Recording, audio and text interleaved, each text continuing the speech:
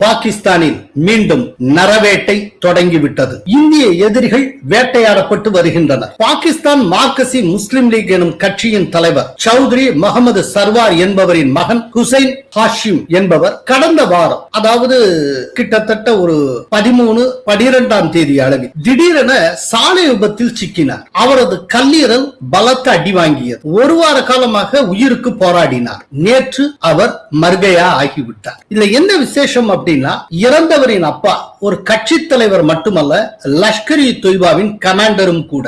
இந்தியாவுக்கு எதிராக அவரும் அவரது மகனும் செய்த அட்டூழியங்கள் கொஞ்ச நெஞ்சமல்ல. இப்போ ஒரு விஷயம் தெரிய வந்திருக்கு. அது என்ன அப்படின்னா, நடந்தது சாலை விபத்து அல்ல, அது ஒரு கொலை முயற்சி என்று கூறப்படுகிறது. சாலை விபத்துக்கு காரணமானவர்களை இப்போது வரை பாகிஸ்தான் போலீசாரால் கண்டுபிடிக்கவே முடியவில்லை. விபத்துக்கான காரணம் மர்மமாகவே உள்ளது. அதுவும் எதனால் நடந்தது, எப்படி நடந்தது, இது போன்ற எந்த விஷயமும் தெரிய வரவில்லை. பாகிஸ்தானின் அரசு பாதுகாப்பில் இருக்கிற பயங்கரவாத இயக்கத்தின் கமாண்டரின் மகன் பாகிஸ்தானில் பட்டப்பகலில் நியூட்ரலைஸ் செய்யப்பட்டார் என்றால் அதற்கு பின் யார் இருந்திருக்க முடியும்? அஜித் தோவலை தவிர. இந்திய எதிரிகளின் கதை அவர்கள் ஒளிந்திருக்கும் இடத்திலேயே முடிக்கப்பட்டு வருகிறது. துரந்தர்களின் கைவரிசை இப்ப ரொம்ப ஆக்டிவா பாகிஸ்தானில் இயங்கிக் கொண்டிருக்கிறது.